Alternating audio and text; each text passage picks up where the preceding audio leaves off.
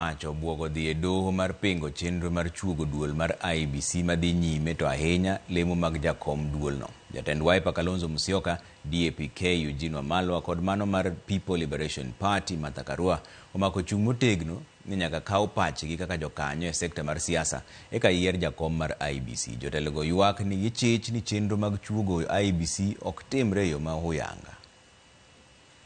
Tuko tayari kuchukua hatua yoyote ile ambayo tunaonelea ina umuhimu na hatutakaa tutungojee. Kwa hivyo kwanza, awamu ya kwanza ni kwamba walifanya ma-interview ya wale ambao walikuwa wanataka kuwa wenyekiti. Sasa wanaendelea na kuwa interview wale ambao ni commissioner, members wa tume yenyewe. Tunaangalia kabisa kwa kindani, hatulali. Kwa hivyo haiwezekani pahala tumefikia Bwana Raila na Bwana Ruto wakutane kwenye ikulu wakiwa watu wa broad based wasemezane peke yao.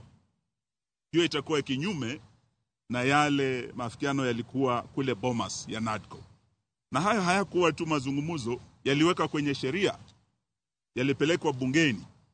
Kwa hivyo tuambia Bwana Ruto na Bwana Raila, kama wao walio serikalini sasa broad based watawacha upinzani nje, hatutakubaliana na uteuzi wa mwenyekiti ajaye. Na tuna haki kwenda mahakamani sababu tuliweka ile ripoti kwenye sheria.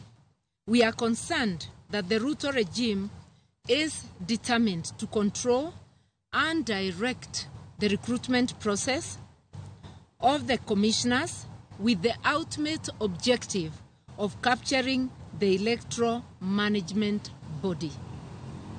In fact, we can go as far as saying he is trying to recruit a William Ruto commission, electoral commission, instead of an independent electoral and boundaries commission.